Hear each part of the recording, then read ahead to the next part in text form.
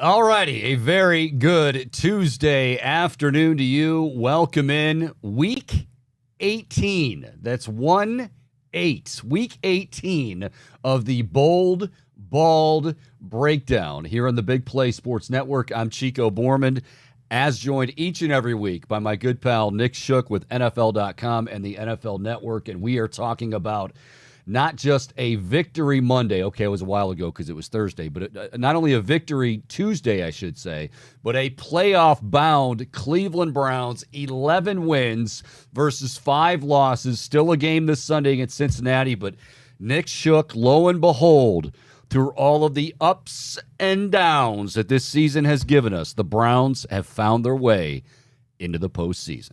So when I was in high school, we did a class trip to Cedar Point. And my longtime best friend, I'm still afraid of heights, but I didn't want to ride the biggest roller coasters because the heights thing, the fear of flying out of the car and dying that way, it'd be a terrible way to go. It would be, and we'd be all sad about that. So he sits down and convinces me. He goes, dude, you got to ride the Millennium Force. You have to do it. It's like the god of roller coasters. And I was like, all right, man, I'll do it. And it was an absolute blast. But as we went down the first hill, I wasn't freaking out, but I was like, I cannot believe. As you're going down the hill, you're like, I cannot believe. How about as you're going up that hill? Oh, well, it takes forever. Yeah. You know you're going. Of course. Luckily, I distracted myself with enough. Still going up. I was looking forward. We're having a nice conversation. I look over and I'm like, oh, there's Lake Erie, and we're like 150 feet in the air. Oh my God. But when you come up over the second hill and then you come back down, you start doing the twists and turns. That's when you're like, oh, I can have fun now. That's where the Browns season hit a few weeks ago, I think, for me and for a lot of Browns fans, is that you got to like week 14 or 15. They pulled off a few of those thrilling wins, and then you realize the playoffs are in sight. And the playoffs were the final section of the Millennium Force, where you go through the tunnel and you come out and you hit this last curve and then you pull in the station. And the only thing you want to do is get on and ride it again. Guess what, Browns fans? Because you have a second season, you're going to get on and ride it again past this week.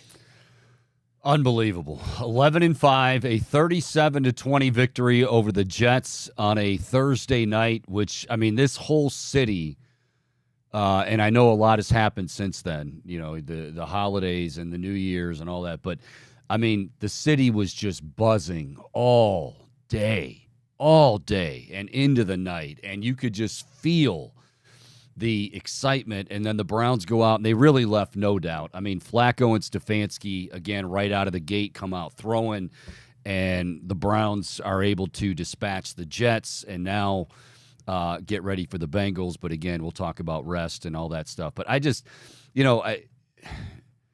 would we be here, and it takes a team effort, but would we be here talking about this without Joe Flacco? No, absolutely not. No.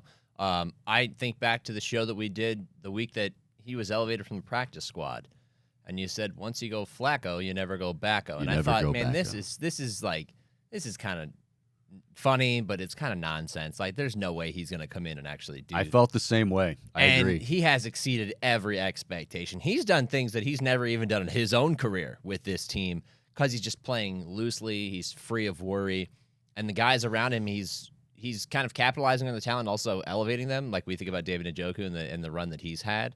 But it's been a collective effort that you certainly don't get here without that guy at quarterback. And after they beat the Jets and they got to win number 11, the magic number, by the way, that we decided weeks ago on this show. Yes, that's right. I thought back and I just think DTR wouldn't get him here. PJ Walker wouldn't get him here. We can leave the Deshaun Watson conversation for another time. Even though people don't want to, but yeah, we will. Yeah, that'll ruffle some feathers. Yeah. But I'm just thinking, wow, like how fortunate, but also good on the Browns for making that phone call and bringing him on the plane. On the plane where he was spotted by a fan. Flying coach. I saw that this week. Somebody had a picture of Flacco on that plane. And he's looking dead in the eyes of the lens. Right, and the caption's basically like, Joe Flacco? Who would have thought that this would have turned into this and it was a playoff celebration? Yeah, it truly is. I think the other guy, too, and, it's uncanny. You say, well, what quarterback is the best match for head coach, offensive coordinator? Well, whichever one's going to get you W's, I guess, is the easy answer. But when you talk about Kevin Stefanski and you talk about what he likes to do, what he wants to do, I mean, Joe Flacco fits that to a T. And so, again, we didn't know what was coming with Joe Flacco. We didn't know, and the Browns didn't know. Hell, it wasn't just the fans. They had to work him out for a reason, and they didn't know. But right away, it was like, oh, whoa, he's got some zip on that. Oh, whoa, he's moving good, the play action and stuff. What is it about the combination, Nick, of Kevin Stefanski and Joe Flacco that has allowed them to sing such great music? Well, I think we talked about this after the Rams game, the one that they lost his first start, where you almost saw it instantly, is that he fits the mold. He's not Kirk Cousins. He's got a better arm than Kirk Cousins. Yeah. He's not as mobile as Kirk Cousins, but in the way that they operate within the pocket, they're fairly similar. And Kevin Stefanski got this job with the Browns after calling plays for Kirk Cousins and finding success in Minnesota for so many years. So it should have made a lot of sense even in that moment that, hey, this guy is kind of familiar with this style of quarterback. It fits his lane for play calling better than a Deshaun Watson does, or even a Baker Mayfield did. So the fact that they had success, it shouldn't be a huge surprise. But then I was watching the broadcast on Thursday, and they're talking about how he still doesn't even have the full playbook, and they're just kind of putting certain plays in every week, and he's got what he needs. And I'm thinking, man, that is because of Joe Flacco's veteran experience of his many years in the NFL, his ability to not only – because the thing is when DTR's in there, he's talented, and I love his future and everything else as a backup, and who knows where he could go, right? But he doesn't have the experience to where when a 7-man blitz is facing him on 4th and 3, where he sees the rush before the snap, then feels it, slides away, throws a pass, and ends up going for a long touchdown to David Bell. He doesn't have that experience. In that moment, young guys are too often thinking too much, trying to process instead of instinctively playing. So that experience is what really allowed this marriage to work so well. And it's worked so well, it's fitting of like a rom-com. It's the holiday rom-com. Oh, you're back in town visiting the family. You two should have always been together, and now you finally are. I don't know if Joe Flacco and the Browns should have always been together, but this is the type of quarterback that I think Kevin Stefanski always should have had, and that's why it's working. Well, you led me right where I wanted to go. We didn't rehearse this. We didn't rehearse this. This is chemistry. We think, this is chemistry. I thought you would go to the experience route because another thing that I've heard a lot recently, and it's mainly from, naysayers that want to dwell on Deshaun Watson, and I agree with you. I'll worry about that long after this season. I want to enjoy this right now. But I've heard a lot of, and I'm sure you have as well, well, wait a minute. What's it say that Joe Flacco can roll off the couch, which he literally, he was working out, so we got to, throw that out there. But what does it say that Joe Flacco can just roll off the couch and Dorian Thompson-Robinson and P.J. Walker, they need all – well, Joe Flacco not only has experience, but, folks, let's talk about the good experience that he has. This is a former Super Bowl MVP. This isn't just a journeyman who has been – now, he got overshadowed – because those Baltimore teams, but let's flip that, Nick, and go, okay, wait a minute. This guy's lining up every day in practice across from 52, Ray Lewis, across from Ed Reed in the secondary. You think he's going to be, I'm sure nerves is one thing, but do you think he's going to be overwhelmed? Do you think he's going to have a lack of confidence? This guy has, when we say been there, done that, we mean been there, done that. Look, this is a guy who also lined up opposite T-Sizzle, Terrell Suggs. He got a full education from Ball So Hard University. This is a guy who knows about elite pass rushers and elite defenses and elite coordinators. He has all the experience in the world, not to mention the fact that he is a guy who led his team to a Super Bowl victory, played so well in that playoff run that he got paid big money, which actually contributed to the relative downfall of the Ravens, but that's neither here nor there. He's seen it all. And the beauty of it and the surprise of all of it and why the Browns are benefiting from it is the fact that he can still do it.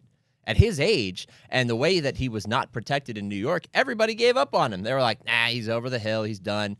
He got hurt in Denver. He's done. No, he's not. If you give him time to throw, you can see all the magic that's still in that arm. And, man, is there a ton of talent still in that arm. That guy is letting it rip. I just feel like at times, and again, it is the good story. We're not exaggerating it. It is the great story that it is. But I don't want people to misinterpret that, like, this guy, he was a first-round quarterback out of Delaware. Yep. Granted, okay, it's Delaware, transfer from Pitt. Ozzie loved him. Ozzie loved him because when they worked him out and it was the elements and he's just zipping it through, he's like, man, this guy is exactly what we need.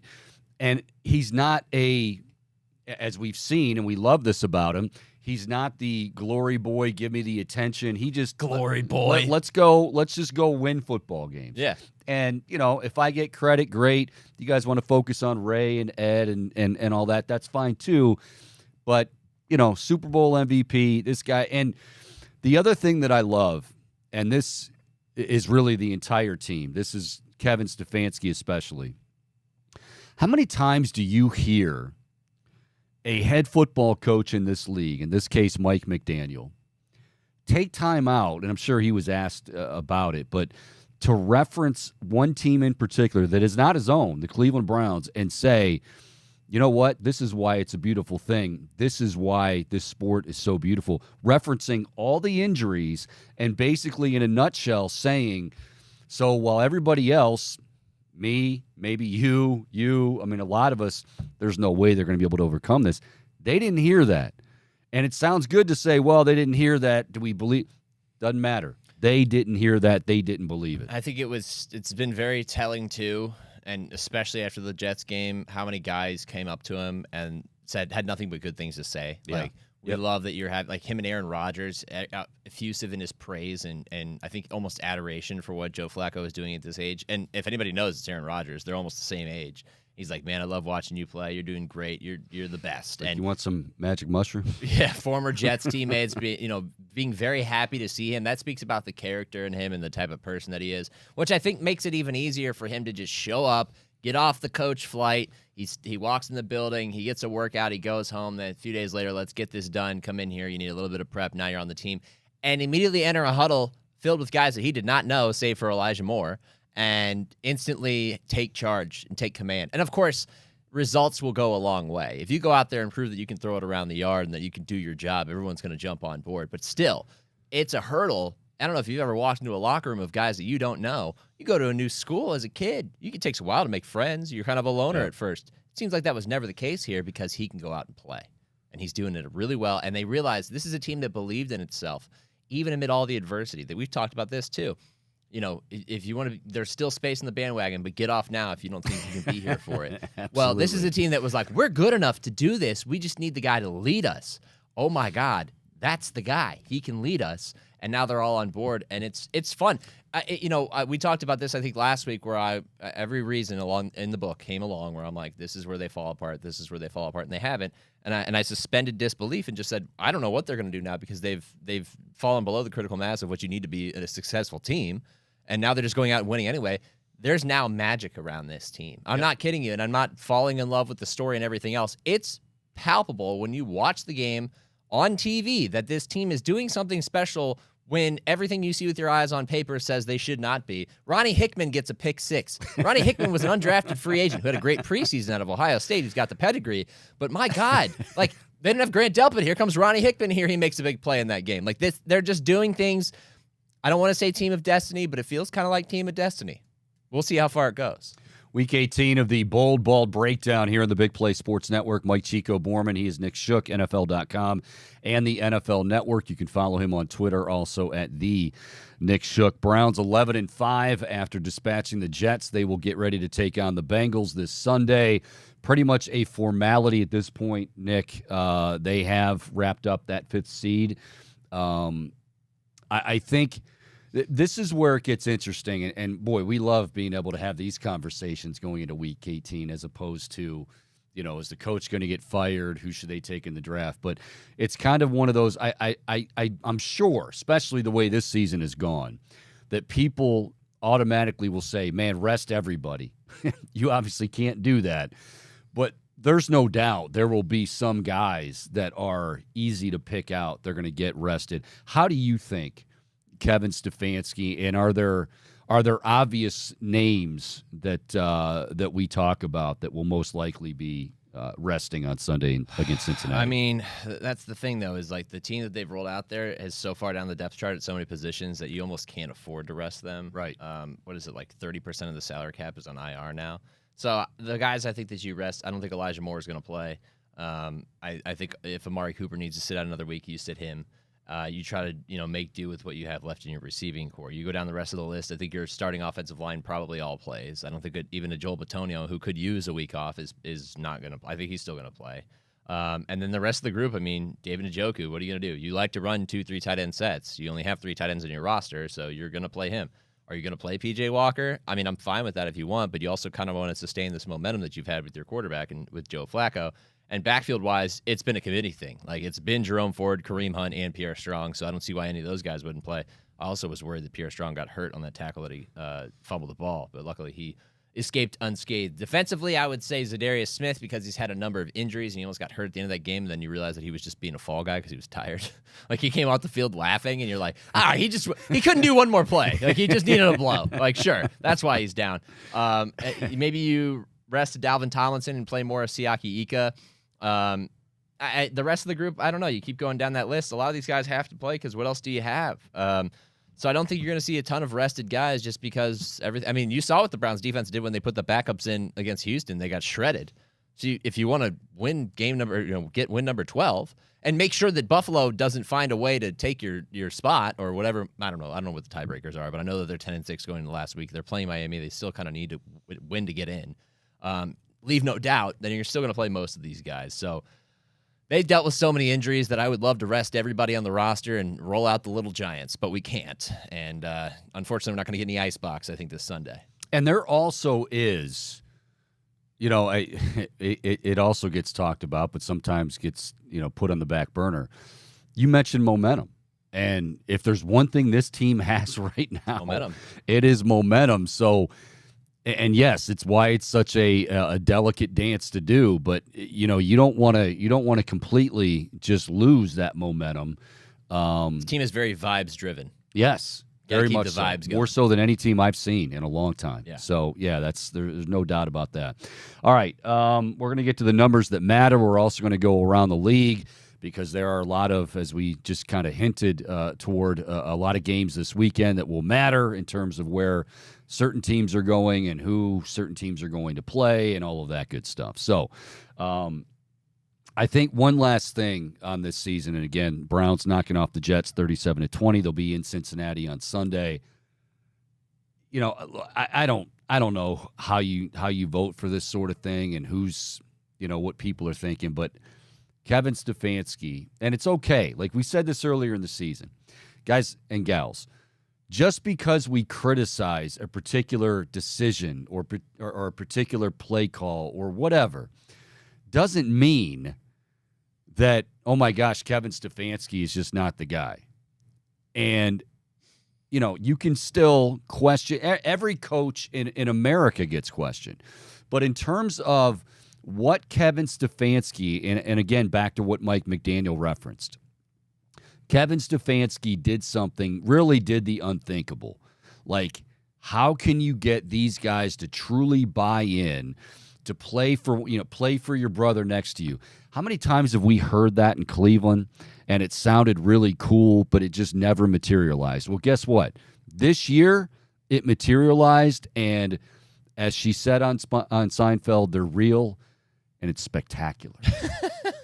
Yeah, I mean, I don't even like to think about the alternative with this group, just because of it's a team that, like you said, carries so much momentum to this point that I even flirting with the idea of removing some of that before you go into the postseason, just it concerns me to the point where I'm just like, man, I keep it rolling. Keep it rolling. Stay on the same page and proceed forward as constructed, because you can't, like, I think about what happens when they go to the playoffs after this weekend. I mean, that week of rest. I mean, granted, you're playing a Bengals team that has nothing to play for as well, right? But if you combine the two, I don't know, man. I feel like you just keep doing what you're doing. There's a lot of teams out there that wish that they could say that, the us against the world thing, that's what drives them. I think the Lions probably feel like that after what happened to them in Dallas last weekend. But the Browns embody that more than anybody. So status quo, I think, is what you need to do. Real quick, can you, not necessarily every scenario, but it's looking like it's going to be the AFC South champion, and like everything. So what is locked in, what is still out there in terms of possibilities with all of this? Well, that's the thing, is I don't have the tiebreakers in front of me, but I know based on just record, like it's a shame that the Browns are in the division with the team with the best record in the NFL right now. It is. Well, best record in the AFC, yeah, in the NFL. Because otherwise they'd be talking about playing for a potential 1 seed this week. I mean, they were until the Ravens decimated, just absolutely detonated the Dolphins. So I don't know what is necessarily on the table. I just look at it in terms of overall record because I don't know what the tiebreakers are. But the Browns are 11-5 and the Bills are 10-6, and the Bills obviously have to beat Miami to really secure it. But they got a 94% chance of making the playoffs as of right now, according to the NFL's playoff picture, which is probability generated by Next Gen Stats. That's a plug. Very good one, by the way. Company man. What do you know? But I would not like to risk that. I would like to see, if you're the Browns, you get to 12-5 and leave no doubt and have that secured. And, man, 12-5 as a 5 seed is insane.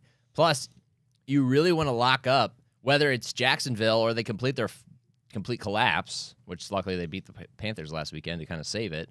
But you really want to secure that you're going to play whoever wins the AFC South, whether it's the Jaguars or the Colts or the Texans, whatever it is. You want to make sure that you end up playing one of those teams because guess what? You've swept the AFC South. You've already beaten all of those teams that you've played. So why not do it again? You beat the Jaguars. You beat the Titans. You beat the Colts. You beat the Texans. Yeah, you're going to have to go there. But guess what? You had to go there to beat 2 of those 4 teams already. The only difference would be if you have to go to Duval County, go to whatever, Everbank Field, Stadium, whatever they call it now. That stadium's changed names like 4 times. It's like 80 years old if you go back to the original Gator Bowl because parts of that are part of the stadium now. They're going to build a new one because they realize that they just can't do it anymore with a stadium that old. You want to go in there and win, and you want to go play one of those teams and leave no doubt. So I would hate, and I don't know what the tiebreakers are. I don't even know if this is a possibility, but I would hate in some strange scenario, some alternate world in which the Browns fall to the 6th seed and end up going to Kansas City. I don't like that. I don't either. We'll get to Kansas City. Boy, they are a completely different team than we expected to see. But, yeah, I think at this point they are so I don't want to say I'm not concerned because I don't want this to sound like, okay, now we just think they crown us, right? I'm not going to be that guy. Yeah, no, because and that's we shouldn't. Absolutely not. But and this speaks to what this team I think has earned going through all the trials and tribulations to get 11 wins at this point. I think they've earned from the fans to feel good. Like not walk around and go, oh man, I mean, look, we don't know. They could be one and done in the playoffs, but it still won't take away the magic for me. I mean, I don't know if everybody can say that. I mean, sure, I'd be disappointed. And do I think it'll happen? No, I think they're going to get a playoff win. Beyond that, I don't know. But all I know is like, this has been so special. And because it's been so special and because of the way they've done it, if they have to go on the road to Jacksonville, if they have to go on the road to Kansas City, it's not ideal. But if there's a team in any year that you say, well, if they're going to do it, it'd be this year and it'd be this year's Browns team, It would be this team. So I've pulled up from my league people the seeding possibilities. And from what I'm reading, it says that the seed possibilities for 5 are only the Browns, that they have that secured. Right. That 6 could be the Dolphins, Bills, Colts, Texans, or Steelers, which is crazy to even think about, the Steelers. So if that is truly the case, which mathematically, I don't know, I guess the Browns win a tiebreaker over the Bills. Like if they – oh, okay. So if the Bills win over Miami, they win the AFC East. If the Dolphins win, they win the AFC East. And it appears that whoever loses that game loses out on tiebreakers to the Browns because, like I said, seed possibilities, excluding ties, leaves the Browns as the only team with the 5 seed. So if that is truly the case, then you really don't have anything to play for this week.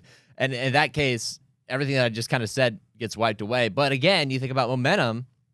I don't want this team going to the playoffs with a little bit of rust. Yeah, there's nothing to play for in the seeding. There's nothing to play for in that regard. But in terms of, and I think to your point about, I mean, think about it. The reason we're having these conversations about the unthinkable is that 26 or 30% of their salary cap is injured.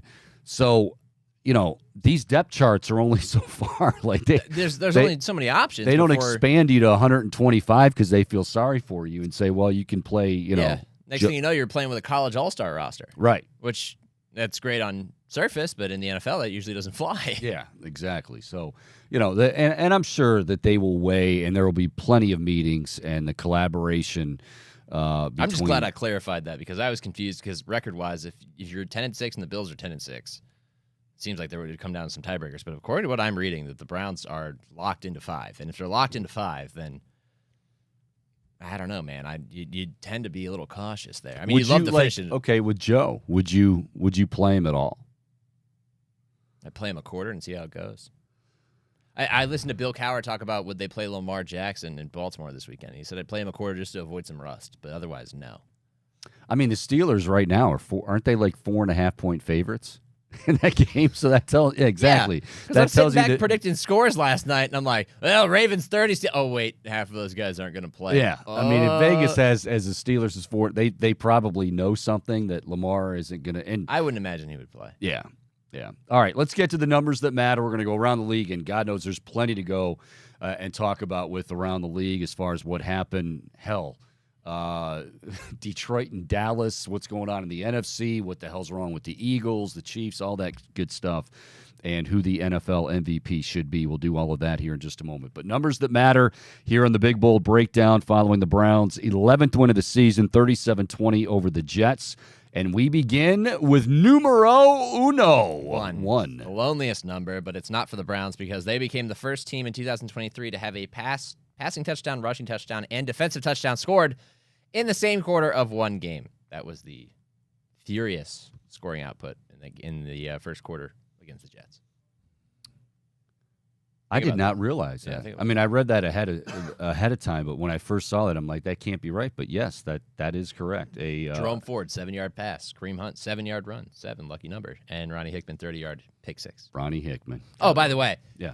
Saw some conversation on this online watching the Ronnie Hickman highlight. People believe that Garrett Wilson let him score as a former Ohio State teammate. I disagree because he tried to tackle him twice, and then once he got to the pylon, just gave up. And then he dapped him up a little bit and was like, hey, good job and everything. But nobody lets somebody score like that. So let's put that to bed right now. No. And if he did, God bless you, Garrett Wilson. All right, number 2 is, 2. Not the loneliest number. Kevin Stefanski now has 2 11-win seasons under his belt. He also has more 10-plus win seasons and playoff bursts than the other 9 coaches combined who have coached the Browns since their return in 1999. That should not surprise anybody if you followed this team for the last, 24 years. With all of the rumblings, I was thinking about this the other day too. With all of the rumblings and all of the questioning, and again, it's just been that type of season. We could very realistically be seeing Kevin Stefanski as a 2-time coach of the year in 4 years. So you talked about this earlier, but it's like we spent a lot of time criticizing him early in the year, and I think rightfully so. It was deserved. But, I mean, my God, he's done a fantastic job.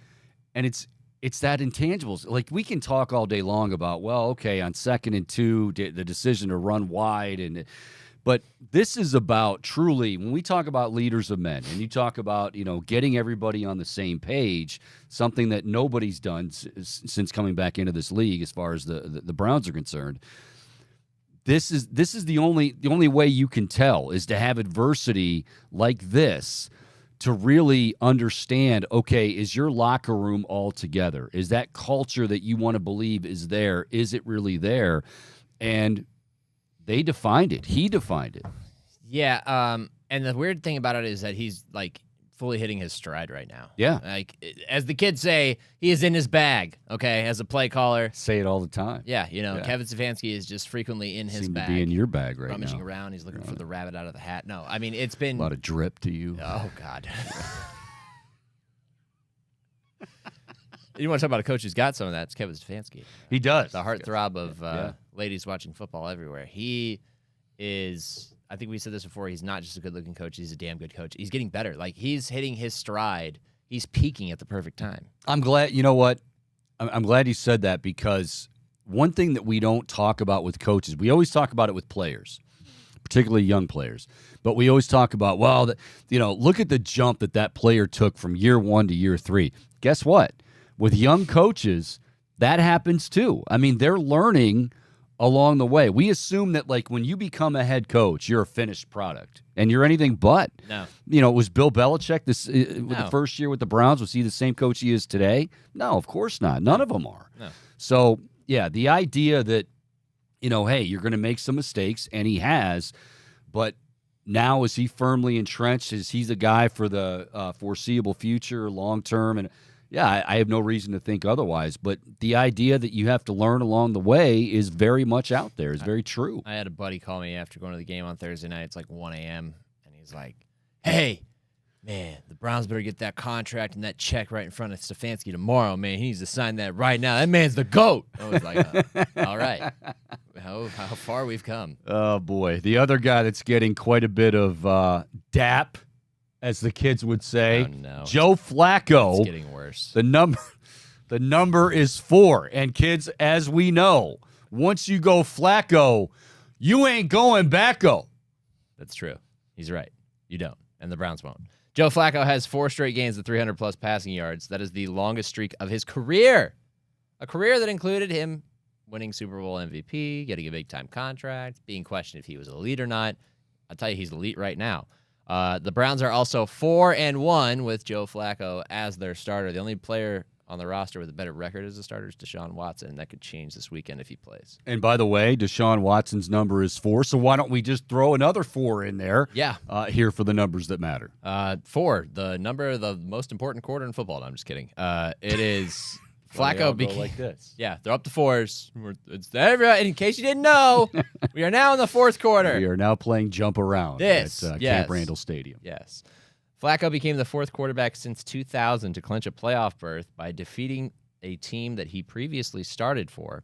He joined the likes of Ryan Tannehill, who beat Miami to clinch a playoff spot, Chad Pennington, who beat New York to clinch a playoff spot in 2008, and Kurt Warner, who beat the Rams to clinch a playoff spot with the Cardinals in 2008. Good pull, Shooky. Good pull. Well, the team matchups were just off of the top of the head. Wow. 130. Here you. I knew you couldn't get through one of these without a decimal point. 130.8. I don't make the rules.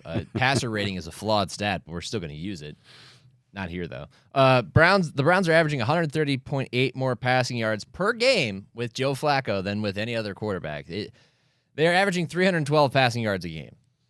If you do the mental math, it is much less than that if you take off 130.8. You're looking at under 200 without him at quarterback. Now, obviously, that includes games with P.J. Walker and DTR, but that is a significant jump. And the fact that it comes from a 38-year-old guy who, as everybody has loved to say, just got off the couch is remarkable. And, the other thing about that 37-20 win over the Jets on Thursday, mentioned at the top of the show that, they came out firing right away. But, I mean, the numbers were gaudy for Joe Flacco and for David Njoku, quite honestly. But Flacco at the half, 296. 296. That's our next number that matters. He threw for 296 yards and 3 touchdowns in the first half. Wow. The guy only threw for like 13 more yards from there. 309 he finished with. Didn't matter.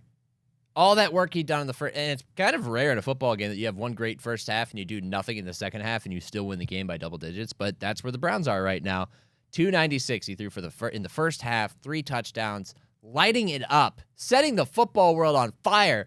The city of Cleveland was damn near in flames on Thursday night. I had many friends at the game and they were all texting. I had a group of friends who just took their shirts off in the third quarter, like just cause, like they felt like that. Wave your arms in the air like you just don't care. Like, it's tarps off. We're going to the playoffs, and I'm like, wow, it's that kind of vibe at the stadium tonight. Yeah. And I mean, on the broadcast, they talked for a quarter and a half. These people are the first quarter. They're like, these people are ready to celebrate. What about Al? There's still a game to be played. The trash can. Why not bang on some metal more? Oh boy! All right, so They play the Bengals this week. We always do numbers that matter for the opposing team. Maybe doesn't mean as much this week, but we'll go through them anyway. We got 4 numbers that matter for the Cincinnati Bengals. They've had their share of injuries, including Joe Burrow as well. They fought, they clawed, Jake Browning and company. 3. What is the number 3 for the Cincinnati team? Tough pull this week for numbers from them just because they're eliminated and there's not, you can't look forward to trying to break down a team that's eliminated with 1 week left to play. But they were 3 of 12 on third down. You want to talk about the story of this game? They put up a bunch of points in the first half. They make it interesting. Oh, the Bengals and Jake Browning are going to go beat the Chiefs. It's going to be another big loss for the Chiefs. No, they went 3 for 12 on third down. They struggled to move the football against a Chiefs defense that's very good. And that's why we have 3 on the list. More in that Chiefs defense here in a moment. 17, our next number that matters for the Bengals. Small itch in the throat here. 17, the Bengals scored all 17 of their points in the first half of that game. They got shut out in the second half. 71. After gaining 183 yards in the first half, the Bengals added just 71 to their final total in the second half. And again, that tells the story of the game, an offense that went to sleep in the final 2 quarters. And the Chiefs defense, very, very good. 0 is our final number. This one, anybody could tell you this. The Bengals now have 0 chance of making the playoffs. 0. After reaching the AFC Championship in each of the last 2 years, they are eliminated going into Week 18. Yeah, so that's it for numbers that matter. All right, I want to I'll tell you what, since we talked about the Bengals and the Chiefs, let's talk about Kansas City. Because we're seeing teams, the usual suspects that are still in, that are going to have to reinvent themselves. They're going to have to find themselves if they're going to do well in the postseason with it right around the corner. Kansas City, this has been one of those all season long that, okay, well, they're just kind of fooling around right now. They're going to find – they really haven't offensively. I mean, this team feels like now, Nick, to me – I mean, yes, you still have Patrick Mahomes, and he hasn't forgotten how to play quarterback. You still have Mahomes. Kelsey is not the same guy because, well, you can talk about the weapons around him. But this feels like a Chiefs team that if they're going to go far – they're going to lean into a defense that's playing very well and a running game. I like this Pacheco, or as they call him in KC, Paco. They do? That's his nickname. I saw that on Hard Knocks. Oh, I don't like that. Or on it was the Netflix special. Oh, quarterback. Yeah. You're welcome. Well, my favorite thing about him is that he runs like a cartoon character. I saw somebody tweet a video, and then somebody else quote tweeted it with a GIF of Jim Carrey running from the tribesmen in Ace Ventura, and Jim Carrey's like, and I'm like, oh, there's no way. And then I watched the Pacheco run, and he's like, and I'm like, oh my god. Now here's the thing about Isaiah Pacheco. Just for a second, I'm at the Super Bowl last year. That's good. And I'm sitting in the media row next to my fellow writer for NFL.com, Kevin Patra. You should go read his work, NFL.com/Patra. Fantastic guy. And he looks at me. My favorite thing about the Super Bowl is just sitting there and bouncing football ideas off of each other during the game. But he looks at me after one Pacheco run for a first, and he goes, man, I love watching that guy run. He runs so hard, but it ain't going to last long. Because that hard and that physical of a runner just tends to have a very short shelf life in the NFL, and that's kind of who he is. But it tends to unlock their offense when he runs the ball well. They just don't do everything really well offensively. And everybody wants to point to Eric Bieniemy's not there, and that's the big difference. I think the bigger difference is the fact that they have a group of receivers that just cannot do their job consistently well. Yeah. I mean, Travis Kelce even talked about it on New Heights, their podcast, I think last week or a week before that. After they lost to the Raiders, he was like, none of us are doing our job well. Whether we need to come in and pull more reps in, whether it's mental reps, something, none of us are holding up our end of the bargain for Patrick Mahomes. And you see the frustration. It's visible on his face. I mean, even in games that they win, it's like a process. It's like a laborious task where he's just sitting, he sits down on the bench, he's just exasperated. I don't know, what do I have to do? And I've, you know what, to that end, I've heard some people say, I bet the Chiefs wish they had that Tyreek Hill trade to do all over again. And I don't necessarily believe No, because that. they'd be in a worse spot financially. Right. I mean, they added to the defense. I mean, it's a necessary evil.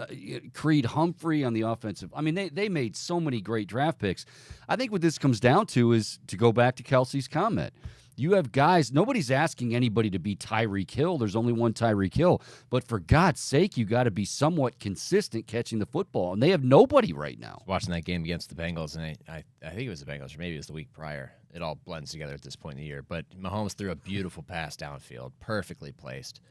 Marquez Valdes-Scantling's right there to catch it, and it goes right through his hands. Yeah. And I'm just like, oh, my God. Like, that is their season in one play, perfectly captured in one play.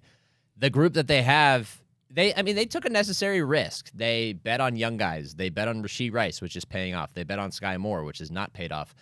They went and got Richie James, who is my leader in Next Gen Stats reception, what was it? Catch rate over expected. He caught the most passes that were not expected to be completed last year, and everyone flamed me for it because they're like, how is Richie James on top of this list? And I was like, hey, I don't make the numbers up. That's just what they tell me. He has been like a non-factor until recent weeks in this offense. MVS has been bad. You know what else I think they bet on those guys?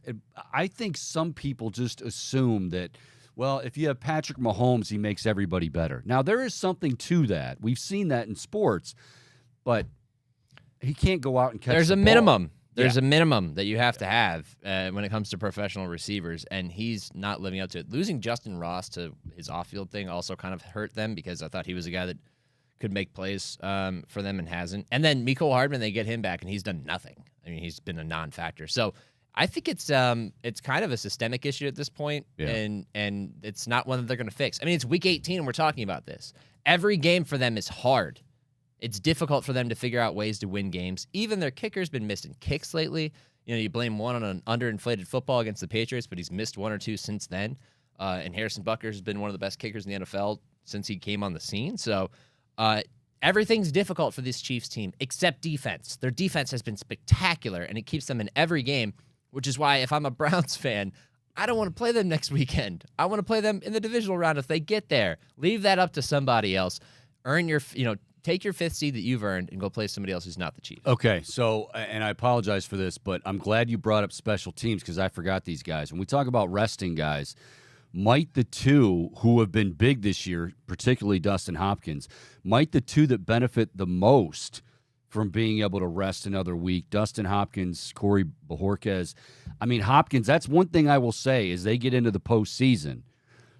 I mean, nothing against Well, I mean, no, I know what you're saying because basically, like, Evan McPherson kicked the Bengals to a Super Bowl. Yeah, as a rookie, like that matters. You're gonna have some big field goal moments, whether it's kicker or punter, and it's just that or not. Like that's gonna matter in those key moments because the playoffs are always gonna be tight unless you're just a massively talented team. Right. And the Browns, I hate to say it because of all the injuries they've had, are just not that team. So you're gonna need your kicker.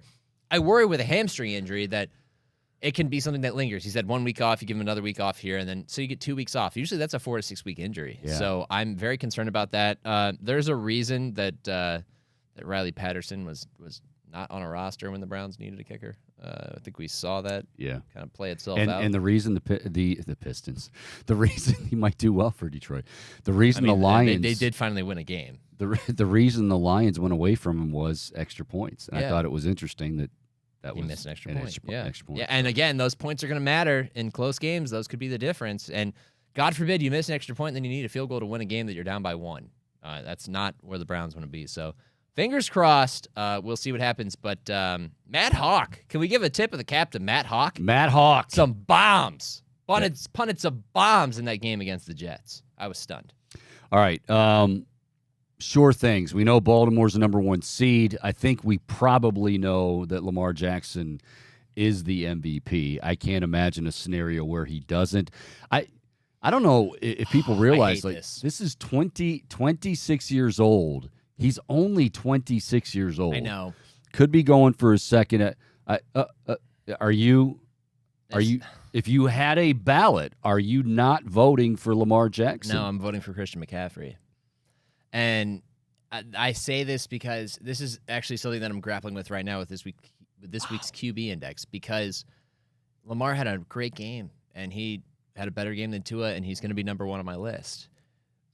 And MVP is a quarterback-driven award, and we've arrived at Week 18 with Lamar Jackson atop the QB index. So you would think, all right, that makes sense. He's had a really good run in the last few weeks. He's gotten some signature wins over San Francisco and over Miami. in a time that the Baltimore Ravens had 2 opportunities to prove to the rest And of the has league. played well in those games, Yes. too. Very well. And they had opportunities to prove to the rest of the league, we are legit.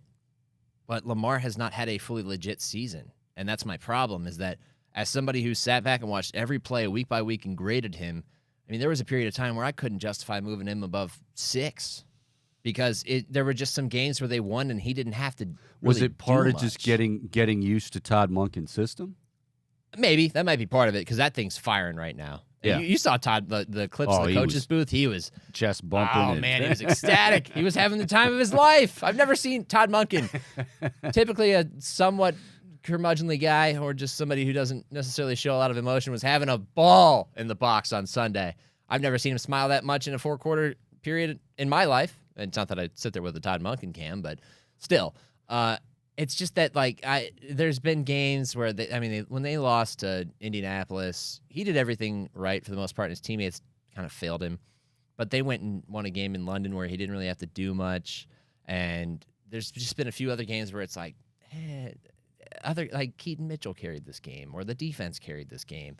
MVP, and I wonder, I think back to last year, Mahomes and Jalen Hurts, they probably had games like that, right? I think they did. But yet it was pretty clear that it was between those two guys at the end of the year. We haven't had that guy separate himself, and now I feel like Lamar's going to win the MVP because he finished strong.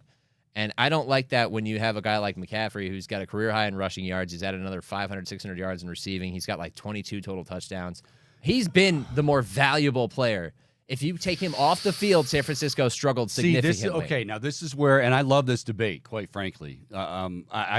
Everybody, I say this all the time, with these awards, whatever sport, everybody has their own criteria. If you want to use the criteria of you take him up, I mean, this guy, and I was arguing with a guy on Twitter because there are still some of those out there that want to say, like, oh, well, all he is he's a running back. Oh, that was the term this week. He's not quarterbacky. He's running the offense. I don't care how he does the quarterback position, whether he runs. It doesn't matter to me. He's the guy that starts the offense. He's in control. But I think that's interesting that you say that about McCaffrey, and I can't necessarily argue, but I also say, wow, when you have guys like Debo and you have Ayuk and you have Trent Williams and Purdy's playing as well, there is no McCaffrey. I mean, I can't argue that, but I just can't go without Lamar. We are talking, and that is, I think, this is not intended, and don't take this as a slight. I don't think you will. Quarterback, that demonstrates how we not overvalue quarterback, but when it comes to breaking down players and candidates for this award, we tend to give more weight to a quarterback because they touch the ball every play. Because totally fair. It's the most important position in sports. We cannot disagree with that. And Lamar's been playing really well lately. It's just that when I look over the course of a full season, nobody has powered their team to more success.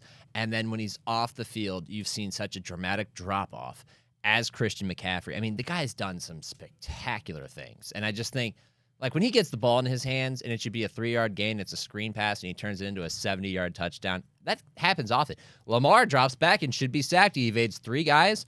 There was a play against Miami where I think it was like 3rd and 22. I know which one you're and he talking rolls about. out left, Yep. and you're like, that guy should have been down the backfield, and he ends up picking a first down against San Francisco the week prior. They keep running this highlight when they're talking about Lamar.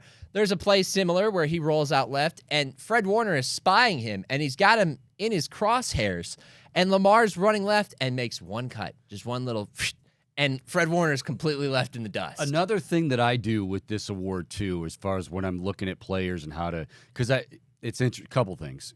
First off, what you said about McCaffrey or what you said about Lamar Jackson, I was saying about Brock Purdy, and they're like, give it to Brock Purdy. I'm like, if you're going to give it to somebody on the Niners, it's McCaffrey. It should be McCaffrey.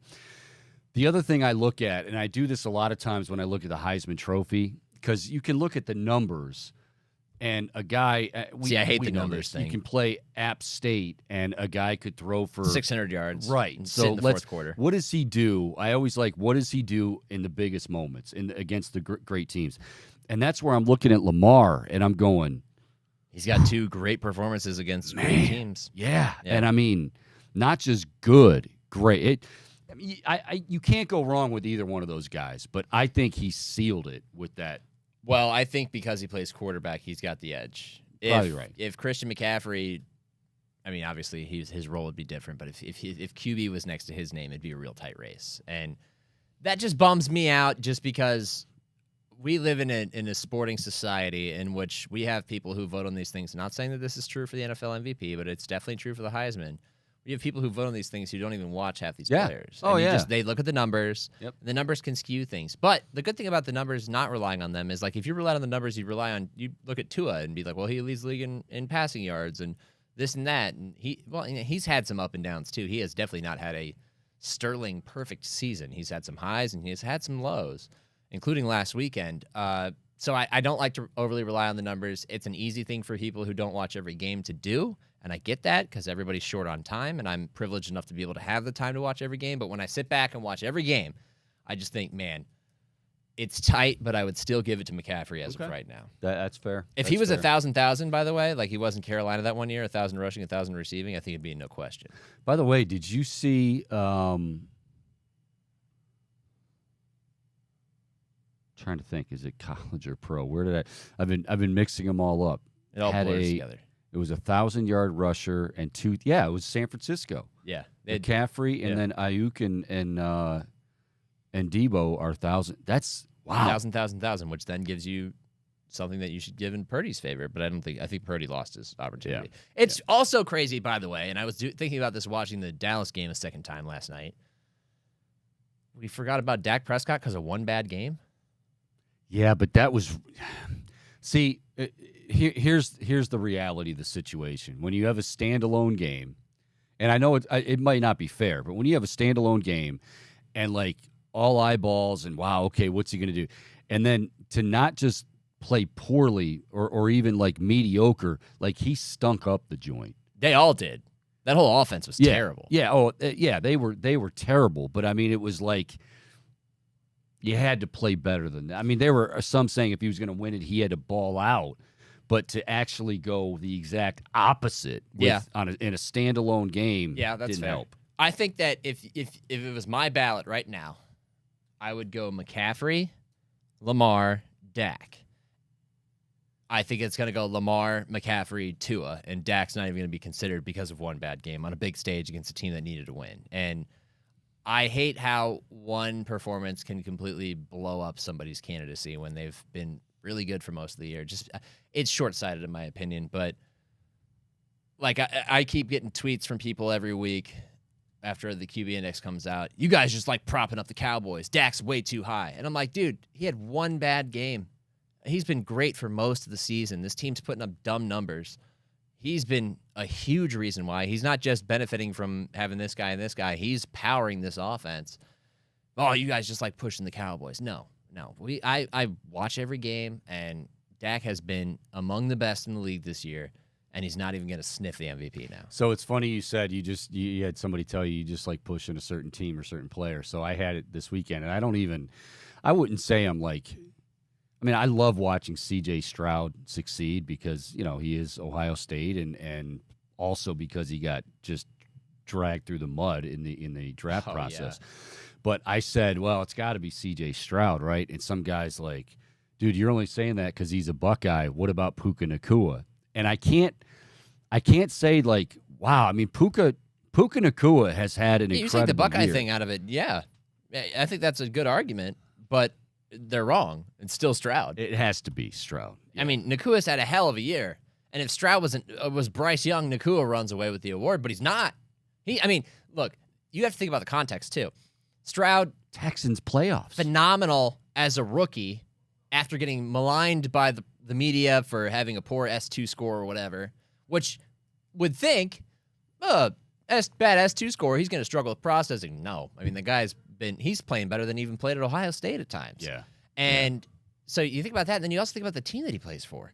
The Houston Texans with a rookie head coach, rookie OC, a team that is got guys like Robert Woods and Nico Collins and Noah Brown, and they lost Tank Dell, and they still put up points. Dalton Schultz has been a good tight end for them. This is a team that nobody expected anything from. They thought they'd finish last in the South. Here they are on the verge of making the playoffs, and they're not there without C.J. Stroud. And if you want an example of it, go watch the last two games they played without him, and then go watch the game that they just won this weekend. Night and day different, and it's all because of Stroud. And isn't it ironic, too, that like two teams that I can tell you this beginning of the season, no shame at all, and you're probably there with me. Beginning of the season, when you're going through predictions, Houston in the AFC, no way. No shot. And the Rams, I didn't expect shot. the Rams to do anything. No, and here they are in the playoffs. Wow. Testament of two great coach-quarterback marriages. Yeah. Yep. Right You're there. right. You're right. All right, final thing I want to ask you about the Eagles, because the Eagles right now we talk about Kansas City, two teams that were in the Super Bowl last year. Kansas City has their issues. Seems like they can lean on their defense. How far that'll get them, we don't know. Philadelphia, it's the exact opposite. Because right now this defense, Matt Patricia, they're saying Matt Patricia's coaching unit, it's really not his defense. Could Philadelphia be a kind of a quick exit in these playoffs? Yeah, that's very much that's absolutely in play. Not only because of their defense, but because their offense hasn't really this is a team that hasn't put together a full four-quarter performance all year. Yeah. And it's either been their offense has struggled or the defense just falls apart. And it was a little bit of both in this game against Arizona. Yeah, they put 31 points on the board, but their defense couldn't stop a nosebleed in that last drive. Look, there's some familiarity there with Jonathan Gannon, who came from the Eagles to coach the Cardinals. But the Cardinals, talent-wise, are very far behind the Eagles on paper. And there is no excuse. You have no excuse in the world to give up 449 yards to the Arizona Cardinals. They've done that twice this year in that range. Arizona. The other team they did it to was the Dallas Cowboys, another member of the NFC East, with another defense that's supposed to be better than it was in that day. So there's some secret sauce in the Cardinals, and since Kyler's been back, they've been better. That was by far their best performance of this season. But what just really stood out to me the most was the fact that the Eagles, all they had to do was get a stop. Yeah. And they couldn't get they couldn't dream of a stop. The Cardinals went through them like Swiss cheese with the game on the line. I was shocked by how quickly and how easily the Eagles laid down. And against a playoff team, when you need to get a stop, I have zero trust in that group to get it done. And I think part of it does come from the discord internally on the defensive. Sean Desai was the DC, and then all of a sudden now it's Matt Patricia's defense in the middle of the season. Somebody had not the nerve, but the gumption to go into the press conference after the game and go, "You going to make another change at DC?" It's like, they already did. Where are they going to go next? And you realize you mentioned the discord on the defense. You still have Devontae Smith yelling at Sirianni and yelling at Jalen Hurts. It's week 18. Exactly. Yeah. A.J. Brown early in the season was yelling. Isn't it funny, though, how things can change from year to year? You can keep everything intact. You can keep the same play caller. You can pay the quarterback. You can keep all the playmakers. And yet, it's really hard to replicate it. And that's why what the Chiefs have done over the last few years is really impressive, because things can go wrong. You can have injuries, or things can just not work. And they have not worked for them for most of this year. I don't have any expectation for them going to the playoffs. They're in a tough spot now where they're facing a road game, on Super Wildcard Weekend, and frankly, they could go on a run and figure it out and win the Super Bowl, or they could be a first-round flameout, and I would not be surprised at all. Yep, exactly. I would normally get a prediction for the Bengals game, but we don't care. The game. That wasn't. Now predictions you have were to tough do this it week for the NFL boys. Yeah, they were tough this week, for the NFL boys, which let me tell you that attracts a lot of hate from team accounts. Thank you. Is MJD still like? Dude, he's got like a 2-game lead on me. Ooh. It's been like 1 or 2 games for like 3 weeks. Every week I send him in. They're like, "You're 1 game back. You're 2 games back." I had a couple tough L's last week. The Bengals was one. Who else was one? The Seahawks was one. The Buccaneers was one. I think that's about all the Raiders over the Colts, because the Colts beat them. That was another tough loss. Otherwise, I think I nailed the rest of these. So you got the Browns this week? I have the Browns because why not? But I have them 20-17. Very standard, strange score. Yeah. I don't know who's going to play. I don't know who's going to play. Cincinnati can play everybody because they don't have anything to worry about. Are the Browns going to play everybody? It's in Cincinnati. It could be a windy day along the Ohio River, and all of a sudden Derek Anderson throws 3 picks, and they lose the game, and they miss the play. Anything can happen. I'm going Browns because, look, man, they're riding this wave, and why not? I've already suspended disbelief. I'm in. I'm all in. My heart's open. Open your hearts, Browns fans. If you haven't already, open your hearts. I've joined you. We'll see how far they go, and maybe they win. It would be great if they win this game, they stay healthy, and then they go into the playoffs, continue this momentum. But I honestly, Cleveland has never seen a pointless Week 18 game in which there's going to be a Week 19 game since they've been back. Yeah, I don't know if folks really know. Myself, I don't know what to do this week. They clinched a playoff berth prior to the last week of the season for the first time since they've returned, It's the first time in my football conscious life that they've done this, because I was born in 92. So never saw the 80s, never saw any of that, only heard the stories and, the drive and the fumble and everything else, and the 86 wild card game against the Jets and all that, people climbing the fences to get back in the stadium. Browns fans, you've never had this situation where it's like, usually when they have nothing to play for, it's like, all right, who's going to be the new coach? Who's going number 1 overall? I don't know how to feel. You probably don't know how to feel. So whatever happens this week, all I say is, go buy your Tostitos now. Go get your dips ready, because you got a playoff game to prepare for. That's right. We'll wrap up the regular season and get ready for the postseason. Let me repeat that. We'll wrap up the regular season next week, next Tuesday at noon, and get ready for the postseason. Myself, Mike Chico Borman, he's Nick Shook, NFL.com and the NFL Network. On the Bold, Bald Breakdown, it is a good time to be a Browns fan here in Cleveland. Just really great stuff going on. All right, we'll take a quick break. We'll come back. More Browns. Also, haven't had a chance to talk to you folks since a Friday night. What was that for the Buckeyes, by the way? That was not just a bad Buckeyes game. That was one of the worst football games I've ever seen in my life in terms of boring. Good God, was that bad. Can I just say something? Yeah. Ohio State fans, I think you're with me on this at this point. If they proceed as they are right now for another 2 to 3 years, they'll never catch Michigan again. Well, here's my concern, and we'll get into this a little bit. I don't know what you're talking about a pretty important position, right? They have quarterback awards because, and I don't know what Ohio State has. They don't want to go in the portal. They want to roll with Lincoln Keenholes they didn't even play Tristan Gebbia. Offensive line they looked like they were sleepwalking. They got at out-coached. times. They got outplayed. They didn't have a quarterback. I didn't expect them to look like juggernauts, but that was an absolute embarrassment. And a bad sign of things to come. Yeah. Ooh, wow. I don't know if I can go that far, but we shall see. We'll talk about it when we come back. Again, Mike Chico Borman. The Chico Borman Show continues right after this on the Big Play Sports Network.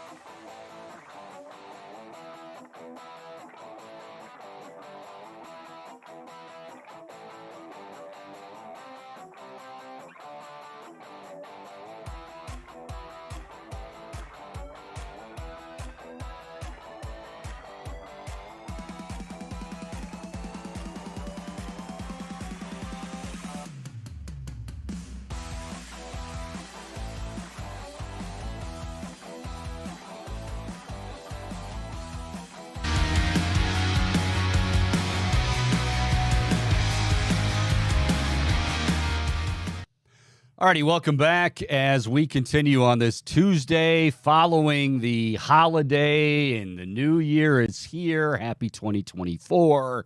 Hopefully all of you Boom, did you make any New Year's resolutions? Are you a resolutions type guy? I wouldn't consider myself to be much of a resolutions guy, Chico. I guess if I had a resolution, it would be I want to release music this year. You want to release music this year? Yes. Okay. Now Put it out into the universe. How close are you to that? Because I know we see you every night. You know. Yeah, it's kind of a long story. I found a singer, which is huge because I've been trying to find one for 6 years. Yep, I remember you telling me. Problem is they live down in Tennessee, so logistics aplenty. The hope is to maybe they'll come up in April, and then we'll try to hammer out, finish all the lyrics and everything for an album or demo. Okay. And then got to get in the studio, and then we're off to the races, baby. Boom. If it would do you a service and make it easier for you if we took the show on the road to Tennessee, I will certainly see what I can do, which is nothing. Powers that be would have to sign off on that. It'd be fun. Let's do some shows from Nashville, Chico, the bachelorette capital of the world. I like Tennessee. I like Tennessee. Been to Memphis, once to Nashville. Tennessee's a good state. Tennessee's a fun state. All right. Well, anyway, Happy New Year to all of you. The Browns are in the postseason. It's just really a fun time. I mean, this is normally the time of the year that we're, at this point, you're dreading going back to work, and you're probably still dreading going back to work, all the normal stuff. But one thing you don't have to worry about, you don't have to gripe about, others aren't griping about, is the Browns. We're not looking at the draft right now. We're not talking about is a coach going to get fired after playing the final game of the season. Anything but. You're talking about your coach more than likely becoming the coach of the year for the second time in 4 years. You're talking about your team getting back to the postseason and doing it with, just unbelievable odds, insurmountable odds against them, and they find a way to get it done with the 38-year-old quarterback. It has just been an extremely fun run, but even more fun to say it ain't done. And we'll see what happens, obviously, after this regular season. If you can rest, all I would say right now, I think, believe it or not, who am I most, and I can't believe I waited to the end to bring it up with Nick, I think my biggest concern health-wise is I want Dustin Hopkins healthy. And that tells you where this team is and where we're at as fans. I just think he was kicking with such confidence, and man, you're gonna need that. I mean, this is what the playoffs are all about. Will he be able to come back? I mean, again, that clearly is like a 4 to 6 week injury. It only been a couple weeks, but if it allows him to get that rest, then I'm all for it. But as far as the rest of those guys, no need to really play a lot of the guys on defense. I think Flacco probably does go a quarter. And then you're resting guys. But the good news is we don't have to worry about, the Cincinnati outcome and how that plays out.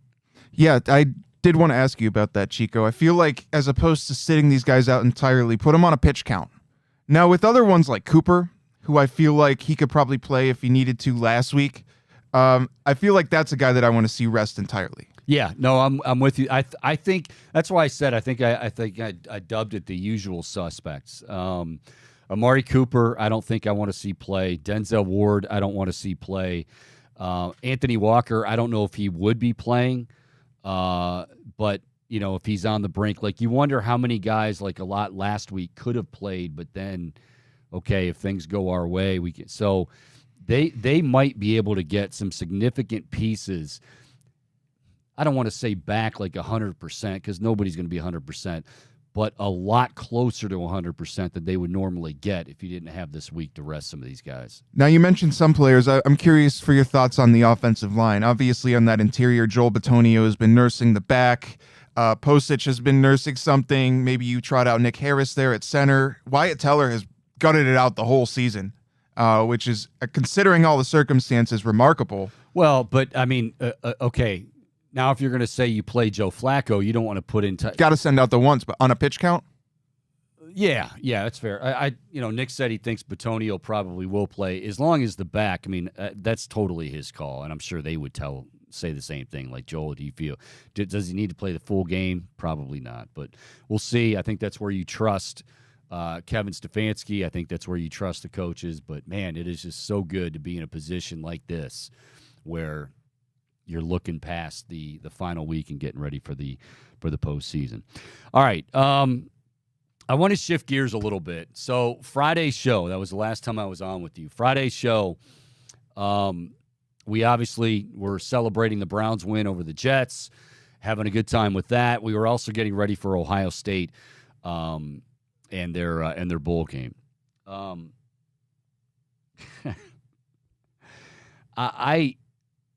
don't know what I expected per se. I mean, Missouri was a good team.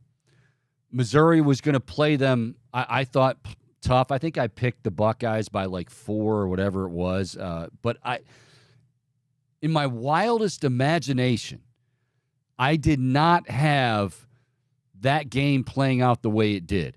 And you know what? I'm not even sure if Devin Brown stays healthy, if it changes all that much. And that's not, I don't mean that as a knock against Devin Brown, but I don't know. I mean, they just, and really more than anything else, the offensive line was not just getting beaten, they were getting blown off the ball.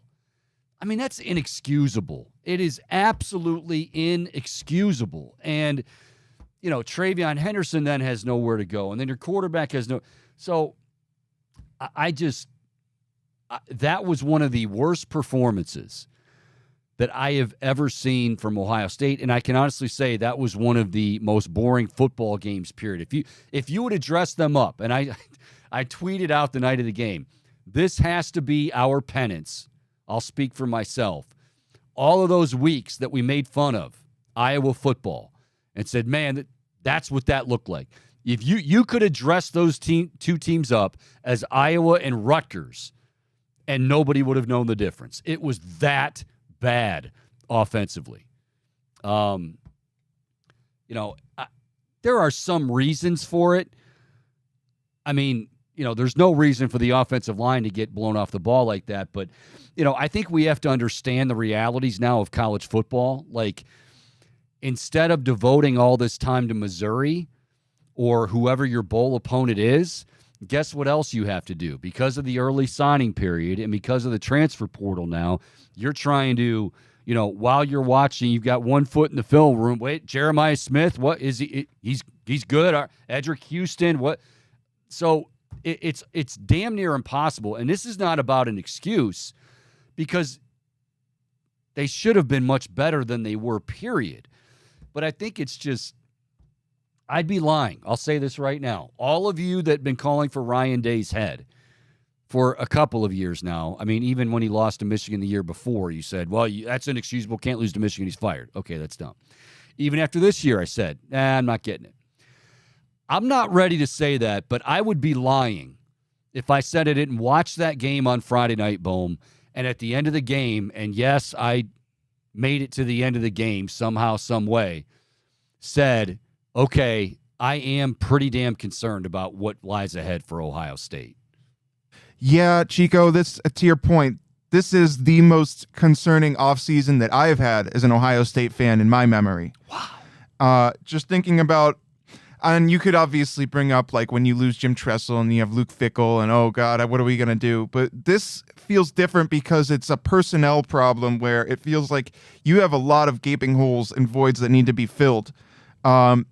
Signing period has come, and I don't expect a lot of these true freshmen to step in. Obviously, Lincoln Keenholz clearly needed a little more experience under his belt before he got thrown to the Wolves. I know everybody loves Aaron Nolan. I do too, but don't expect him to come in and save right away either. So this next season, I mean, there are some of the biggest questions that I have had as an Ohio State fan for this team. Now, the defense I still feel good about. That defensive line, I feel like they could be better at generating pressure. Jack Sawyer stepped up. Yeah, Consistency definitely. Like JT Tuimoloau.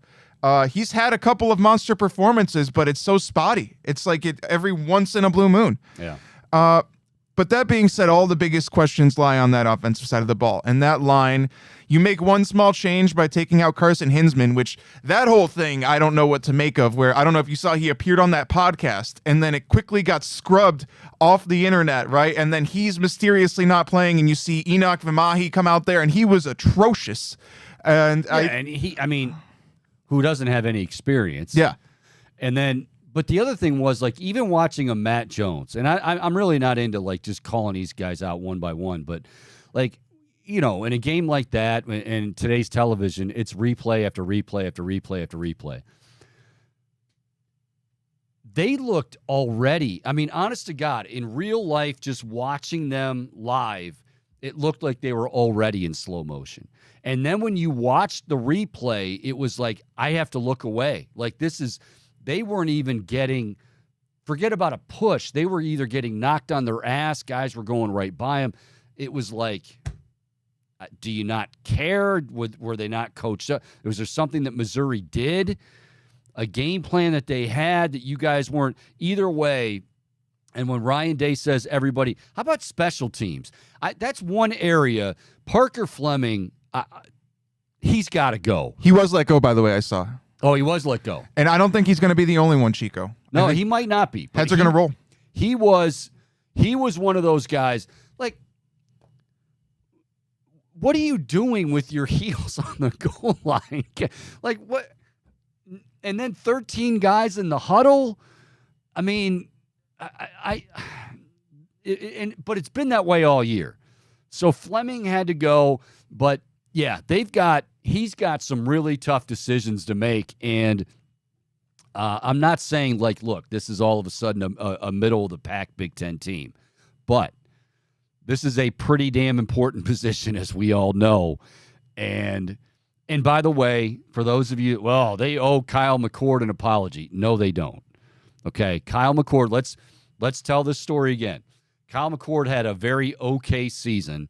His dad, according to many reports and reports that I trust, Kyle McCord's dad pretty much gave Ryan Day an ultimatum and wanted a guarantee that Kyle McCord was going to be the starting quarterback next season. And Ryan Day said, Pops, I ain't doing that. There's no way I'm doing that. Would he be the leader in the club? Sure, but I'm not guaranteeing anybody. If that would have been Urban Meyer, he would have had security, like, walk him out, or he may have just put him right on his ass himself. Because that's just not a question you ask at programs like that. Like, guys like Nick Saban, Urban Meyer, Kirby Smart, you don't ask them, I want to guarantee, especially when he was okay. And this isn't to berate Kyle McCord, but, like, don't tell me that Ohio State owes him. They didn't kick him out the door. They didn't say, Kyle, you're so bad, we want you to get the hell out of here. He wanted to go. He wanted a guarantee, and when he didn't get the guarantee, he said, well, I'm gone. Or if he didn't say that, his dad said it. Either way, he's gone. But they don't owe Kyle McCord an apology. I can tell you that right now. I agree, Chico. I don't think that, this was Kyle McCord's own doing. Yeah. And it is interesting to wonder just how good that Ohio State team would have been out there in that Cotton Bowl with Kyle in the fold, because I don't know that any quarterback, Tom Brady in his prime, could have succeeded with the amount of pressure coming from that Missouri front. Like I said, it's one of those that you want to flush as quickly as possible. And I've heard people and here's the other thing. You get people that don't necessarily, and I'm not knocking these people. I'm not trying to sound condescending when I say this, but, like, whether it be Florida State, right? People I saw people over the weekend. Well, they got it right. Guys, the Florida State team that played Georgia, we talked about this on Friday. I was going to put them in the pick six, and I'm like, there's no need to. They're going to get absolutely rolled because they have no talent. So the people that didn't really pay attention are like, well, did you see how Georgia handled them? Yeah, that was expected. They had nobody playing in that game. Florida State didn't. So kind of the same thing with Ohio State, because people assume that Ohio State, they had a bunch of opt-outs. They really did. Marvin Harrison, yes, is a big one. I got news for you. Marvin Harrison, unless he was under center, he wasn't going to make an impact in that game. So it's like all the ones, though, that you thought about, well, is Cade Stover going to play? Is Travion Henderson going to play? All those guys said, yeah, we're Denzel Burke. We're playing. So it wasn't that. So don't kid yourselves that like they were really shorthanded. Okay, yeah, you had an inexperienced quarterback, but you knew that for a while. And again, that has no bearing on how the offensive line. I mean, Kate Stover was chewing their asses out. Kate Stover was that was laying the most into emotion. them. Yeah, that was the most emotion any man had on that field on the Ohio State sideline that night was Kate Stover. Yeah, and I realized that they had some sort of disadvantage, but Missouri had more players out than Ohio State, if I'm not mistaken. Yeah. So that running back is such a great a traitor. Yeah. Wow. Yeah. That's a great story. He thrust the dagger into the hearts of Buckeye fans on Friday night, but certainly this is a massive, massive offseason for Ryan Day, and I think, does he become more aggressive on the transfer portal? It's hard to imagine. They got a tight end. We got our guy, Chico. We got someone. Swiping him from Ohio U, by the way. What do you? I mean, okay, I'll throw it to you, Bohm. Look in that crystal ball. Who is Ohio State's starting quarterback on next September, whenever they open, or end of August, whatever? I feel like it's going to be Devin Brown. I do too. But that position has to be wide open, Chico. I just he didn't show you anything in the limited action that he saw. It was pretty disappointing. Granted, he didn't have a lot of time. What's interesting, you don't think it's going to be, because I mean the portal's starting to dwindle. Guys are starting to sign. Yeah, Cam Ward went pro instead of taking the money down in Miami, which was an interesting move. But yeah, it feels like the portal is not an option for quarterbacks right now if you're Ohio State. That is come and gone. I heard that they really wanted Riley Leonard. That was one. I heard that. I think it was Tim May, good source. It was Tim May that said it. I heard him say it on a podcast about a week ago. That was one guy. I don't want to say it was under the radar because they were rumored to be looking at him, but they did really kind of want him and thought that they could get him, and he went to Notre Dame. So yeah, that's where they're at right now. Now, in the meantime, the college football playoff did roll on, and I think the exact opposite of what I had for the championship game is exactly what we have for the championship game. It is Michigan. It is Washington for all the marbles next Monday at 7:30. I'll say this. Man, Michael Penix, I stayed up. I think we're all a little tired tonight. I mean, that was a late kick. I was kind of hoping selfishly that maybe it would be a blowout one way or the other because I was tired myself. But I couldn't go to bed. There was no way in hell I was going to bed. And they damn near gave it away, Washington did, talking about the late game. But Michael Penix, if he plays like that against Michigan, and that's a big if because people saw how I did not expect Jalen Milroe to get shut down, but Michigan played their asses off. But Penix was absolutely amazing last night. Rome Odunze was incredible. I mean, they weapons all over the place. So I think Michigan-Washington's going to be a fun game. But, Michigan cheating, not cheating, admitting it, all this. They are playing with a chip. They are playing well. And that defense, I mean, they had Jalen Milroe all sorts of frustrated, confused. It wasn't just, oh, hey, they're blowing him off the ball. They're sending delayed blitzes. They're giving different looks, different stunts and twists. Alabama was just completely just confused. Very, very impressive from Michigan. Very impressive. Yeah, Chico, I was shocked. I mean, I really anticipated that Bama was going to blow the doors open on them. And then for that final play call, for it all to come down to that 4th and goal, Milroe sneaking it right up the gut. That just, if I'm an Alabama fan, I'm outraged by that last call. That was just such an underwhelming play. You have 2 timeouts to draw up something to keep them on their heels. Yeah. Quarterback sneak up the middle. Yeah. What? I can't disagree with that, but then I also said, and my reason for picking Bama largely was Jalen Milroe is going to be the difference in the game. Like Michigan, hasn't faced a quarterback that's that dangerous that can run and throw. So, I mean, he has had, and certainly that's when he broke back on the scene after being benched. It was the running, it was the throwing. But Michigan, you're right. Michigan wasn't having anything of that. Up front, they were Their defense was on an entirely different level. And the thought of maybe Alabama's going to, up front kind of move them a little bit, intimidate them. They're not intimidated. That's a good football team. You can still, and by the way, two things can be true. You can be a great football team that didn't need to cheat and did cheat, right? I wholeheartedly believe they cheated, but it also doesn't take away from the fact that is a really good football team. J.J. McCarthy, is he going to be able to keep up if it becomes a shootout? That's just it. If Michael Penix in Washington if Penix has another game like last night, I think we're talking about Washington win it all. It's all about what does Michigan do against Penix. Yeah, I mean, the Huskies look like the most high-powered offense in football right now when they're hitting on all cylinders, to your point. I want to ask you the fair foul, Chico. This is the toughest defensive opponent that Washington has faced all year. Oh, easily. Yeah, without a doubt.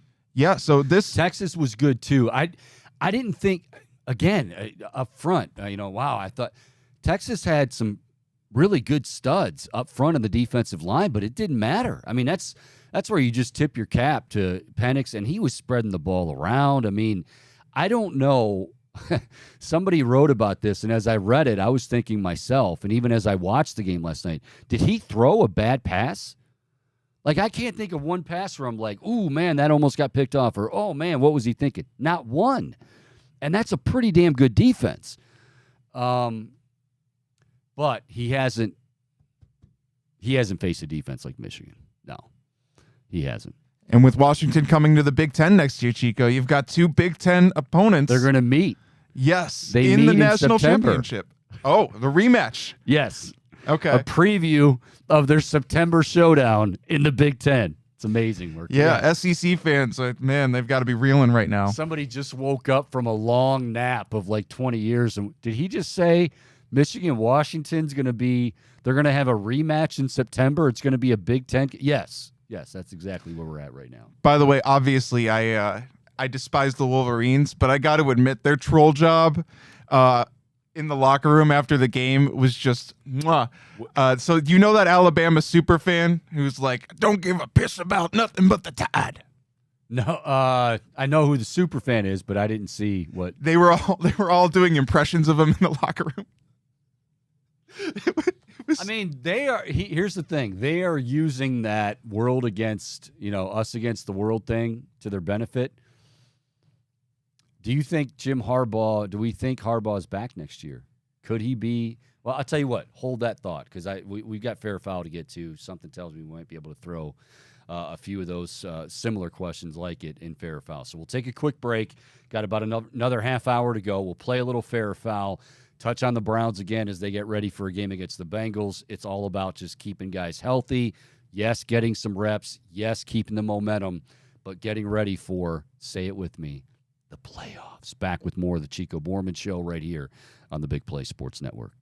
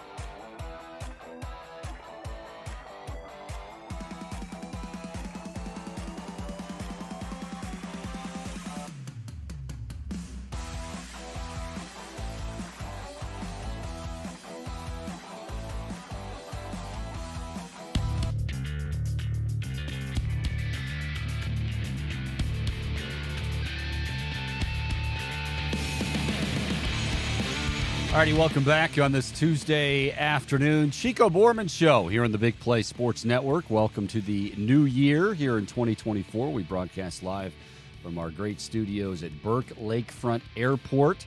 And unseasonably warm, Boom. I almost feel like when this happens, it's almost like with our sports teams, like, oh, things are going pretty well. We're waiting for the other shoe to drop. I'm feeling like on opening day for the Guardians, there's going to be like 3 feet of snow. Because we're talking like, it was damn near 65 on Christmas Day, for Christ's sake. Yeah, that was crazy. Nuts. I know some people love a white Christmas. I'm perfectly content with 65. You're okay with 65? T-shirt weather, baby. This is like living in Cali. Let's do it. That's right, because you do sweat quite a bit anyway. So I would think you'd probably rather it be. You know what? I sweat even when it's cold because I walk in a room and there's a temperature change and I'm wearing a thick coat and it's like, my biggest savior in college, Chico, at Ohio State during the winter months was I had a portable fan that I would plug into my USB. Were you a 365 fan going? Oh all the yeah, time? I'd be using it in class because I would just walk into a room with my thick winter coat, right, and I would just like break out sweating from the temperature change. It's weird, I know, but so yeah, I would just break out that fan like immediately, and it's like feel better now. You would bring a personal fan to class? Yes, it's either that, Chico, or someone's getting soaked. Oh, the legend of Bohm continues. What are you doing? We're all freezing. Oh, no, I'm sweating my butt off. We'd be taking a test, right? And it's just dead silent. You could hear a pin drop except for my little USB fan running.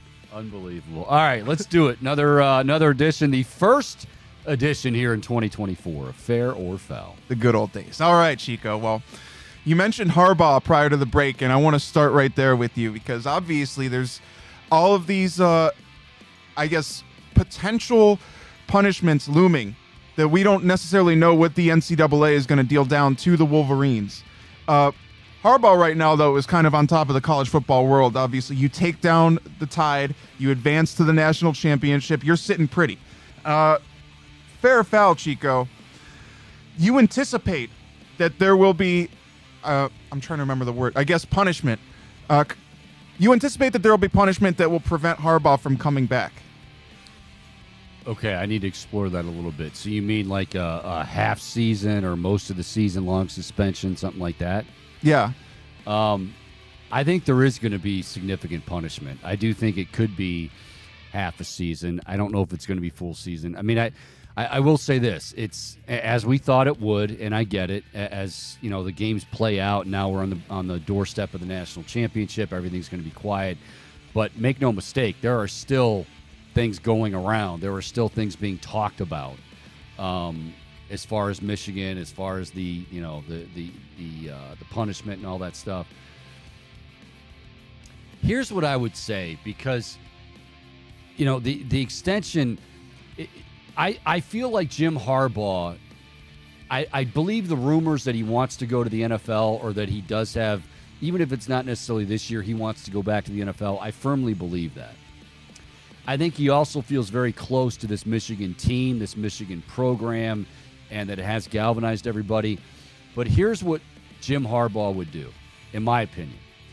Jim Harbaugh, if he wanted to quell any rumors, he could say right now, guys, I'm not going to the NFL. I'm staying right where I'm at. But he doesn't do that. So he leaves the door open for the NFL. Now, let's say a team like the Chargers, who I think he would fit in well there, because I think him and Herbert would get along well. I also think that he would say what you want, like he'll turn the culture there, like the stuff, getting soft, being soft, and on defense and letting explosive plays. That it ain't going to happen under his watch after so long. But does he play like, hey, well, the Chargers are going to offer me $15 million a year. Michigan, I want $15 million a year. I want, saving money. What is he making now? Like 11, I think it is, with Michigan. Will he play that as far as negotiations? I think he would. What does Jim Harbaugh ultimately want? We really don't know. I think he wants both. But the punishment, I think, is going to weigh into this. So I would say if it's a half season or more, I think he is thinking and recruiting. But see, that's where you get a coach. I've said that for a long time. Like vacating wins. Hell, they could even vacate some of the wins this year, national championship. I mean, because there's nothing saying that they didn't cheat this year, too, right up until they got caught. So I don't know how all that works. And I'm not trying to, throw Ohio State homer at them, but it's the reality. You don't know what this investigation is going to bring out. I would say that the punishment and the discipline definitely has a huge, huge impact on whether or not Harbaugh decides to come back. Yeah, for sure, Chico. And the other thing with this, so I know that some fans from Ohio State are just always going to say no matter what, oh, this was a cheating season, it shouldn't count. But you brought up those vacated wins, and I feel like if the Wolverines did win a national title, I wouldn't consider that like an asterisk. It feels like something that they legitimately earned because they weren't cheating in this game. Now, to get to that point, maybe that's another debate for another day. But I don't think that it delegitimizes if they were to win it all. Yeah, but at the same time, I'm glad you brought that up. At the same time, and this is where I go back, it's kind of like the steroid argument where I said two things can be true. Like, I think some Michigan fans feel like because they beat Alabama and because, let's say they beat Washington, win the national championship, see, we didn't need to cheat. Just because you don't need to cheat and then you did cheat doesn't mean that, it's okay now all of a sudden because you won it all anyway. You still have to answer those questions. It's like steroids, Barry Bonds didn't need steroids to be a great player, but he got selfish and he wanted to make sure that he could stick around longer and get, 70 plus at the age of whatever. So, I mean, yeah, they are a great football team. I would not take anything away from them. That defense, what they did to Alabama last night was beyond impressive. But I do think a lot of what Jim Harbaugh may or may not do is going to depend on what the NCAA comes down with. Last question I have for you from this game. Chico, I wanted to ask. Oh, I keep doing that. It's okay, Bo. Don't worry. Yeah, I have my questions, and then I'm like blanking on them and trying to remember them. Fair or foul? So I saw a wide range of Buckeye fans sporting different selections here, some of which said stuff like Ohio State fans supporting Bama, right? But then I saw one I never thought I'd see. It was maize and blue, and it said Ohio State fans supporting the Wolverines, right? Now I want to ask you, damn it, fair or foul, Chico? Is it fair or foul, rather, to be happy that the Wolverines advanced, took down the Tide, if you're an Ohio State fan, for the sake of Big Ten? Yeah, I mean, this is in the past, I've always said that I root for the Big Ten, and at times that's included Michigan. I would say this year, I don't know if I can really. There's just too much that's going on. Like, this is beyond just, oh, well, you don't like Michigan. Like, you don't like Michigan for good reason. But it's not just because you're an Ohio State fan. People from around the country don't like Michigan because they don't like cheaters, but then they don't like cheaters who then make themselves out to be victims. Like, I haven't forgotten that, and that's the one thing that really bothers me about this whole thing. So, I mean, I kind of look at it, believe it or not, I look at it like Deshaun Watson. People are and I'm not saying I know they're apples and oranges, but in terms of how people react to it and how they want to react to it and what, I'm cool with whatever. Me, I wasn't rooting one way or the other. I honestly just wanted to see a good game. I think it's good. Like, Harbaugh, I always love when Ohio State and Michigan are atop the college football landscape. Even when Michigan was so bad, I never agreed with the notion, like when Rich Rod was there and they were just like, I mean, they were a joke. And I'm like, yeah, I mean, it's cool to win by 40, but, I want them to have the respect nationally that they should get.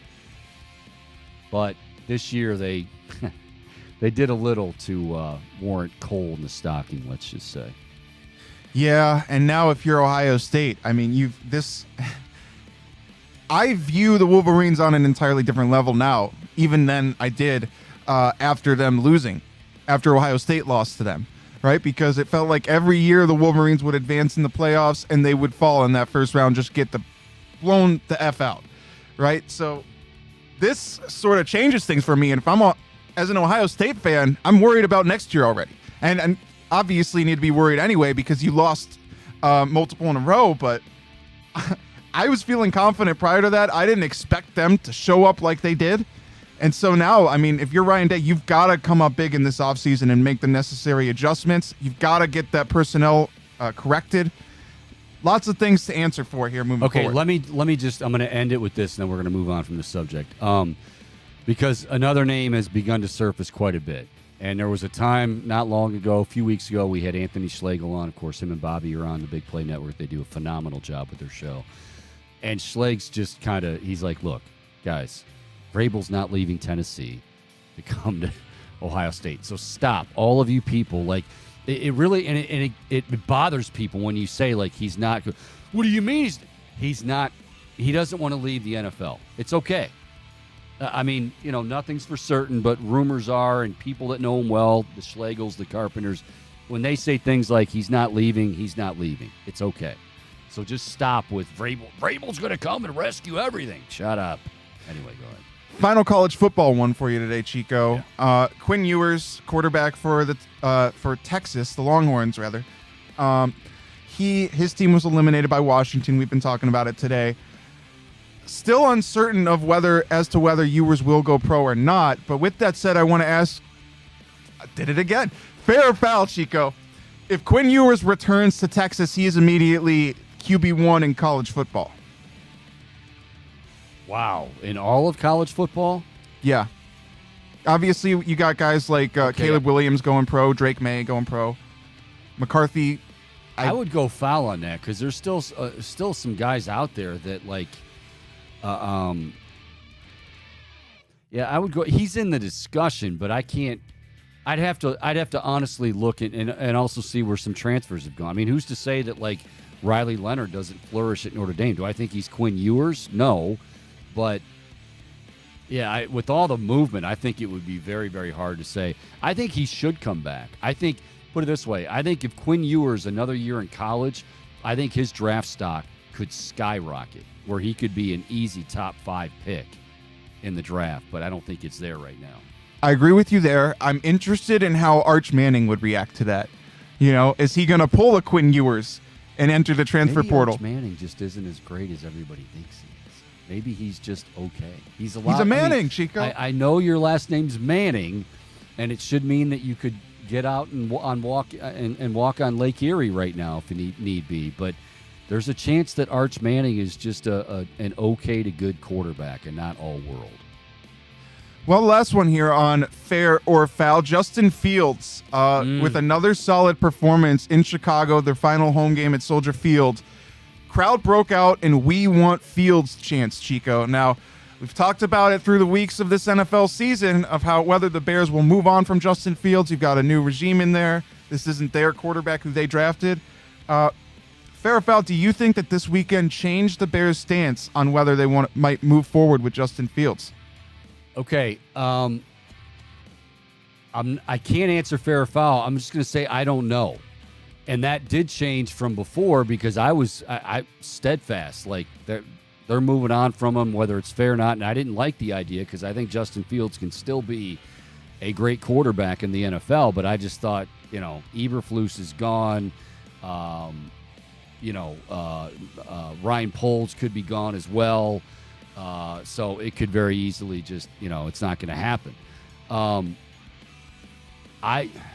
By the way, they clinched the number 1 overall pick this weekend, too. With Carolina. Yeah. Yeah, and the thing is I keep hearing people say, like, oh, my God, you can't pass on the opportunity for Caleb Williams.